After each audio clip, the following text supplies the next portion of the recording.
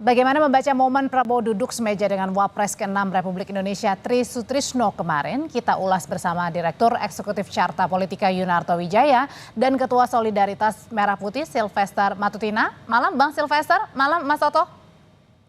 Malam Audrey. Ya, sambil menunggu Bang Silvester saya mau ke Mas Toto dulu. Mas Toto, pada saat silaturahmi Pak Prabowo dengan Purnawirawan ini biasa ya, tapi yang tidak biasa adalah kemarin Pak Prabowo duduk semeja dengan Pak Tri Sutrisno yang Pak Tri Sutrisno ini juga merupakan salah satu purnawirawan TNI yang mendukung pemakzulan Wapres Gibran. Kemudian juga Pak Prabowo memberikan hormat sebelum pidato nih.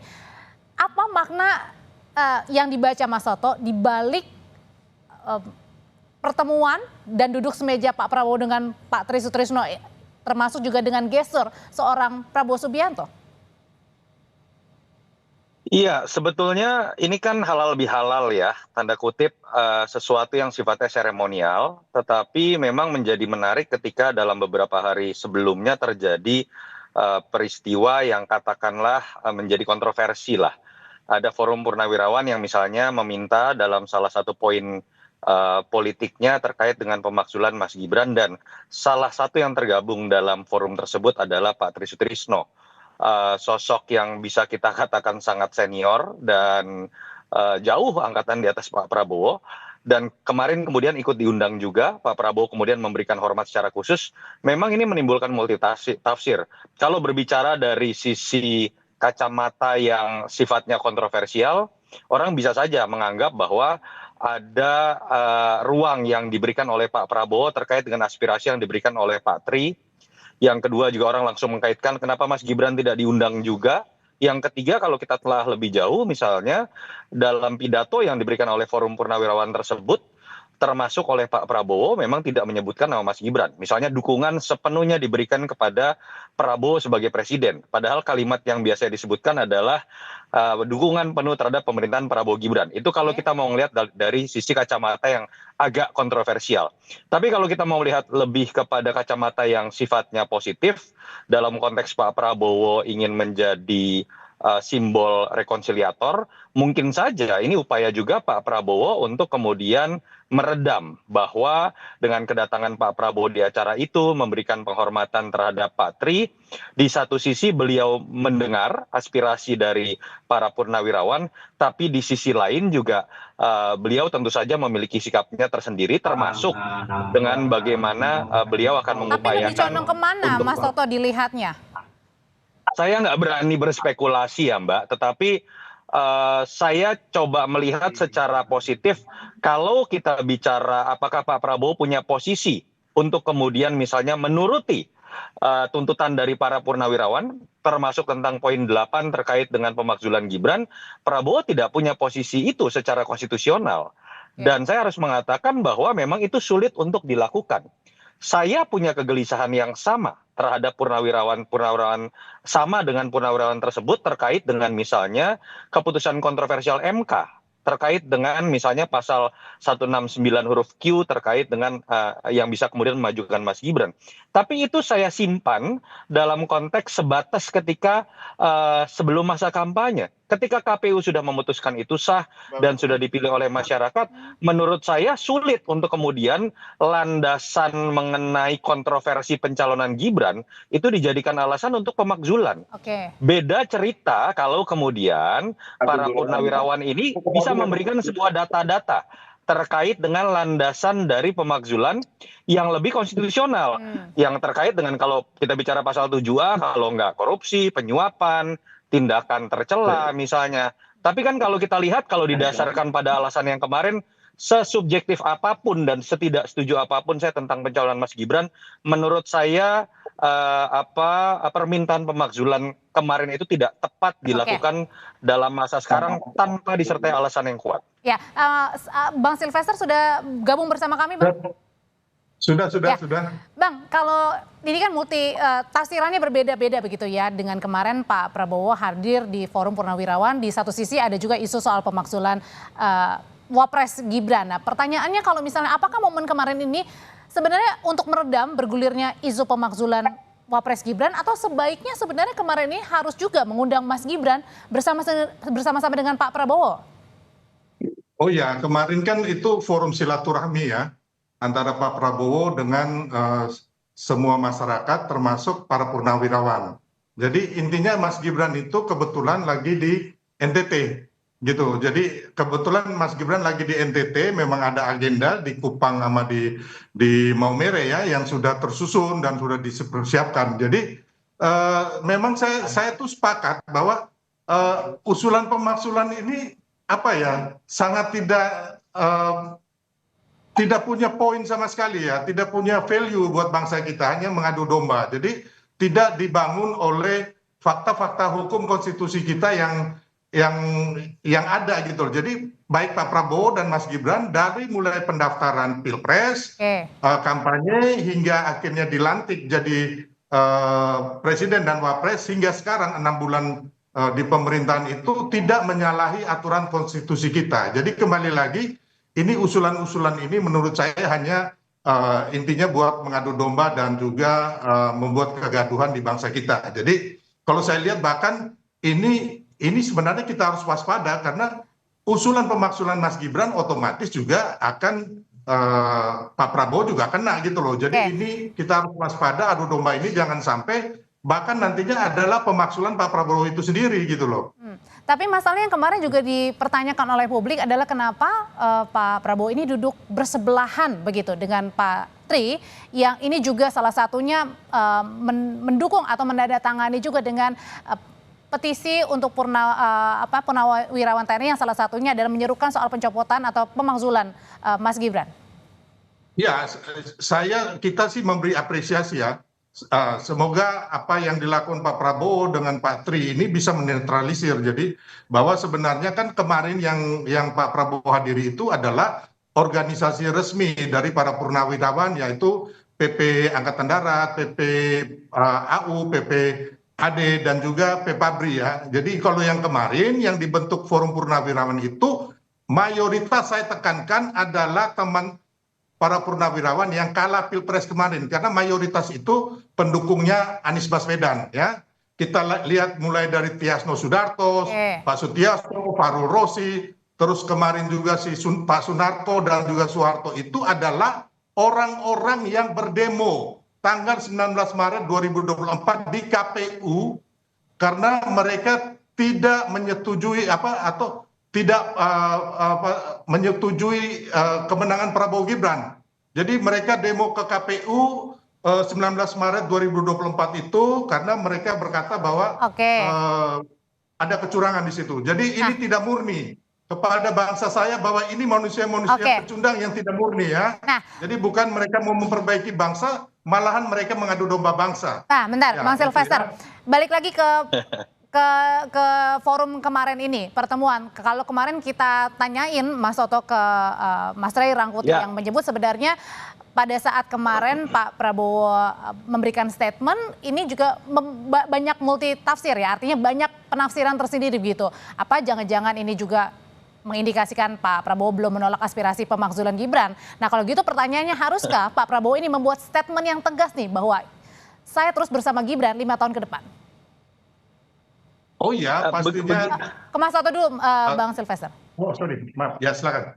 Iya, menurut saya begini, Pak Prabowo tidak punya posisi apapun secara konstitusional untuk kemudian misalnya meneruskan, andai kata pun setuju terkait dengan usulan mengenai pemakzulan Mas Gibran. Kalau saya sih coba menangkap secara komunikasi yang dilakukan oleh Pak Prabowo kemarin memang sebuah bahasa komunikasi yang berhati-hati. Di satu sisi di hadapan purnawirawan yang katakanlah resmi, istilahnya Bang Sylvester tadi, itu menunjukkan sikap bahwa Pak Prabowo akan lebih mendengarkan forum yang sifatnya resmi. Tapi di sisi lain dengan diundangnya Pak Tri Sutrisno, artinya Pak Prabowo juga ingin mengatakan bahwa saya tetap menghormati pandangan-pandangan dan masukan dari para senior, termasuk apa yang dikemukakan oleh Pak Tri Sutrisno lewat forumnya tersendiri. Jadi saya sih masih melihat ini upaya menetralisir. Nah, saya ingin mengomentari apa yang disebutkan oleh Bang Sylvester tadi ya. Menurut saya nggak tepat lah, janganlah kemudian usulan-usulan seperti ini itu dilihatnya dengan logika argumentum ad hominem, bahwa siapa yang berbicara lalu punya kepentingan nggak usah didengerin, nggak bisa. Semua orang mau kalah pemilu, mau menang pemilu, punya hak yang sama untuk memberikan usulan. Yang perlu dilihat adalah argumentasinya, apakah konstitusional atau tidak. Jadi jangan kemudian menggunakan logika Bung Sylvester. Kalau logika Bung Sylvester dipakai, semua pendukungnya Ganjar sama Anies nggak boleh ngasih usulan apapun. Itu menurut saya juga logika yang salah. Tetapi saya ingin mengatakan bahwa alasan yang dikemukakan oleh forum yang mengusulkan poin ke-8 Gibran dimakzulkan itu nggak tepat kalau menggunakan argumentasi masa lalu yang sudah jelas walaupun kontroversial ya sudah kita Kalau harus gitu terima haruskah Pak Prabowo juga kenyataannya menurut saya pribadi. membuat statement yang tegas, Mas Toto, atau lebih sering ini berdua tampil bersama Mas Gibran? Nggak perlu lah menurut saya kemudian jadi drama-drama harus sering tampil bersama-sama. Poin yang Pak Prabowo jalankan saja fungsinya, Mas Gibran jalankan saja fungsinya, sehingga keduanya itu tidak kemudian melanggar apa yang disebutkan di pasal 7A UUD 45, sehingga kemudian bisa jauh dari yang namanya pemakzulan. Saya juga tidak sepakat kalau pemakzulan didasarkan pada sebuah tekanan politik siapapun itu, mau militer ataupun sipil. Tapi ada poin penting, Audrey, yang ingin saya ingatkan. Kenapa sih keributan ini terjadi? Bukan hanya ini loh, ini kan rentetan dari isu matahari kembar, isu mengenai cawe-cawe, isu bagaimana positioning dari Pak Jokowi. Ini kan bermula bahwa betul Mas Gibran sah secara konstitusional, secara prosedural, tapi ini kan bermula dari kontroversi yang sampai sekarang saya ingin mengatakan walaupun sah, tapi secara substansi demokrasi, majunya Gibran itu bermasalah dalam konteks etika demokrasi. Sehingga kemudian ketika keberlanjutan diartikan sebagai harus menitipkan anaknya mantan presiden, yang terjadi adalah situasi sekarang. Ada ketakutan dari pendukung Prabowo atau masyarakat, diatur-atur nggak nih sama presiden sebelum? Ada nggak cawe-cawe dari presiden sebelum? Artinya Mas masih ada Gibran lebih loyal kegelisahan kepada mungkin di bapaknya atau sini ya? Prabowo?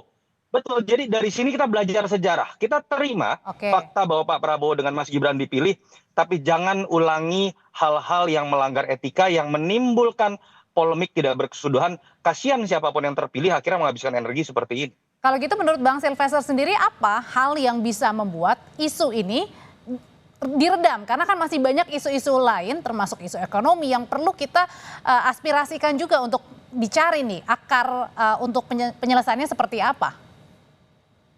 Ya, jadi intinya sih memang kita menghargai semua kritik, semua pendapat. Siapa sih yang nggak menghargai? Kita negara demokrasi, siapapun boleh berbicara. Tapi kan intinya bahwa jangan sampai kritikan ini hanya buat mengadu domba. Itu loh, intinya itu. Ya, jangan sampai membuat kegaduhan. Kan kita sekarang udah gaduh nih. Gara-gara para pensiunan jenderal ini yang menurut saya ya kan memberikan poin-poin itu dibangun tidak berdasarkan fakta-fakta hukum gitu loh. Konstitusi kita yang baik itu bagaimana ya kan? Yang harusnya kan harusnya kita sama-sama para pensiunan ini, ayo umpamanya undang-undang perampasan aset, ayo sama-sama kita kejar agar digolkan. Atau sekarang Pak Prabowo dan Mas Gibran itu ingin agar kita swasembada pangan gitu loh, swasembada energi, swasembada air. Bagaimana kita melihat Panglima TNI, Kasat, saya pernah ke kantornya Kasat, beliau menunjukkan ini loh Bang, kami punya pompa air. Kalau tadi dibilang ya, Mas Toto bilang mungkin ada kegelisahan, mungkin yang dirasakan. Kegelisahan apa? Udahlah, udah kalah pilpres, ya udah nanti bertarung lagi di 2029. Nah, gampang. Tapi kalau itu menurut saya nggak tepat. Bang Sylvester, Anda jangan. Gini. Anda kan orang pendukung Ganjar, saya tahu itu. Anda jangan menggunakan logika argumen. Anda kalau seperti ini siapapun yang kalah Anda anggap tidak punya hak untuk bersuara. Logika Anda rusak, tahu nggak Sylvester? Bang, nggak bisa loh. Anda ngerti nggak? Logika Anda rusak. Anda uji argumentasi dari Forum Purnawirawan itu. Jangan lihat latar belakangnya. Bukan, gitu loh. Poinnya ada nggak sekarang? Itu ada bermanfaatnya buat bangsa. Masa yang boleh bersuara cuma 58% dari suara pendukung Prabowo Gibran? Inilah logika yang membuat kegelisahan. Kalau besok ribut-ribut Anda mau tanggung jawab gara-gara ini. Bukan tentang itu. Anda jangan menggunakan logika argumentum ad hominem bahwa ada yang punya hak lebih untuk bersuara karena menang pilpres. Kita punya kesamaan dalam menolak argumentasi tersebut. Pemakzulan ini salah. karena tidak cukup argumentasi, tidak cukup Ya fakta memang secara salah konstitusional. secara Kita sepakat tentang ketatanegaraan poin kita itu. salah. Nanti dulu, kita sepakat tentang poin itu, tapi jangan batasi hak siapapun termasuk para purnawirawan ini hanya karena mereka dianggap kalah pilpres. Itu saya tolak. Bang Silvester? Ya, saya hargain itu. Kalau umpama beliau ini kan juga timnya Ganjar, saya tahu pasti dia akan Nah, ngomong udah nggak begini. nyambung lagi. Tapi Di sini Udah kita nggak undang nyambung Mas lagi, Toto Audrey. sebagai pengamat, Nggak Bang nyambung ini, Silvester. Audrey. dengan Anda berbeda ya. Saya melihat sesuatu dalam kerangka untuk membangun bangsa. Ya kan, kalau Anda kan Nggak nyambung, nggak nyambung. Ya. itu juga. Tadi Jadi juga wajar sudah disuarakan Anda oleh Mas nggak Toto nyambung. bahwa Bisa, Bang. tidak setuju juga dengan pemaksulan. Tapi mungkin begini, Bang Silvester, yang dimaksudkan adalah pastikan ada argumen tersendiri. Tidak mungkin seorang purnawirawan TNI tidak ada angin, tidak ada hujan, kemudian bersuara seperti ini. Pasti kan ada alasan mungkin di balik itu. Ya, alasannya kan kemarin kan mereka kembali lagi ya. Ya, mereka kemarin juga tanggal 19 Maret 2024 ke KPU itu Pak Soeharto dan Sunarto itu memprotes bahwa Pilpres itu curang. Gitu loh, ada latar belakang. Jadi nggak bisa juga kita abaikan latar belakang mereka. Audrey, saya gitu boleh loh. jawab nggak, Audrey? Ya, ya, silakan. Kalau Kecuali Silvester ada poin-poin yang menggunakan bermanfaat buat logika bangsa, seperti kita sepakat, ini, kita rapat. Silvester, kamu ingat nggak yang namanya tim Prabowo pun ketika kalah 2014-2019 melakukan protes ke KPU dan Bawaslu. Apakah Pak Prabowo dengan timnya kemudian pada saat itu dianggap tidak punya hak bersuara? Anda nggak nyambung. Kita bicara di sini, kita uji saja apakah argumentasi purnawirawan itu kuat atau tidak secara konstitusional. Jangan Anda bawa menang atau kalah. Itu yang akan menambah kegelisahan.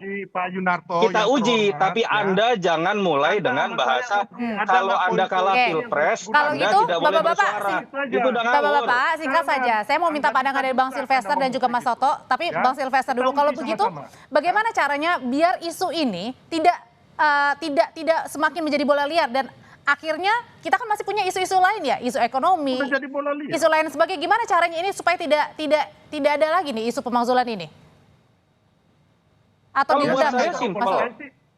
Kalau buat saya, ketika Pak Prabowo bekerja dengan sebagaimana mestinya, memposisikan dirinya sebagai satu-satunya pemimpin, Mas Gibran memposisikan dirinya sebagaimana mestinya secara konstitusional, itu menurut saya juga dia akan menjauhkan dirinya dari pemakzulan.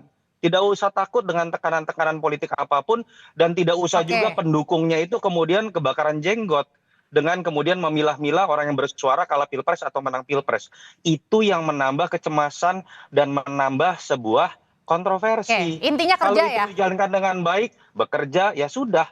Begitu pula pendukungnya menurut saya lebih banyak berbicara mengenai kerja dari presiden dan wakil presidennya dibandingkan bernostalgia masa lalu tentang siapa yang kalah dan menang pilpres seperti yang disampaikan oleh Bung Silvester tadi. Bang Silvester. Ya, jadi Mas Yunarto, jadi gini, saya pun menghargai gitu, mau kita duduk bersama, tapi poinnya dari 8 poin ini apa gitu loh. Terus Saya nggak